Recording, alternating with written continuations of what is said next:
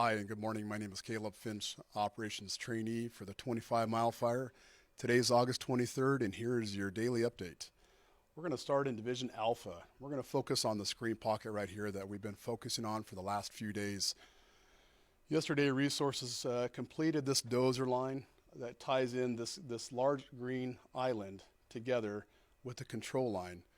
Today, those resources are putting a hose lay, or what we call plumbing, on it in anticipation that should we need to ignite this because fire wants to become active, it's all ready to do so. But I want to remind everybody that this fire hasn't burned in several days.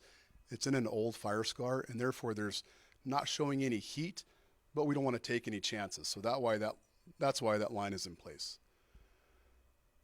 As we come back out to the structures along the Lake Chelan corridor with the Chelan Structure Group, lots of effort taken place in here to extinguish those hot spots, mop up around the structures, make sure there's no heat that could impact those structures.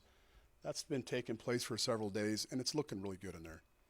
As we move south along the lake shore, Resources got lots of plumbing in yesterday, and so they're putting in lots of hose lays, sprinklers, pumps, tanks, and things like that.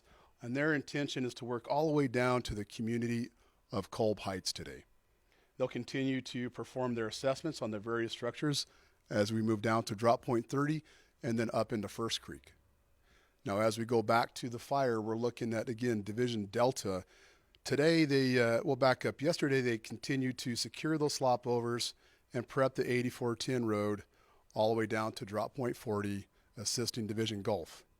Today, their focus is to continue those preparations like they have been for the last few days, but also they're going to look at beginning to conduct a firing operation south of drop point 25, where this fire's edge touches the road, and moving north back into the comm sites.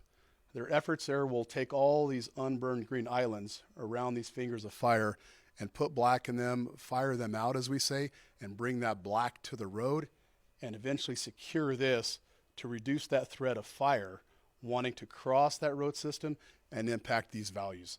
I'd like to remind everybody there's still a threat out here. We have active fire in here, and even though we're not seeing a lot of smoke, a lot of columns, there's still the potential for this to cross this 8410 road, and should it cross and get established over here, then we have to fall back to that road system along the lake, and therefore we want to make sure this is buttoned up and reduces that threat and that risk. As we move around the southwestern edge of our perimeter, and the fire Division Gulf is staffed with resources. Their focus yesterday and today is continue those preparations along the Devil's Backbone Trail and along the 8410 road as we want to start to bring fire from east to west and get around this. Division November is staffed. When we do get it staffed here in the next few days, we'll have resources focused on prepping that trail system for that future burnout. In Division Tango yesterday, resources did a great job. Lots of progress has been made in that division, and they'll continue to do so today. They made it all the way out to the yurt yesterday with the dozer line and prep. They're going to continue to work out to the west and south, eventually making it to drop point 50. As they continue to make it to drop point 50, if November's still on staff, they're going to continue to move south and work towards Gulf. Over in Division Yankee, resources continue to patrol and monitor that fire's edge, that hand line and that dozer line they've constructed over the last several days.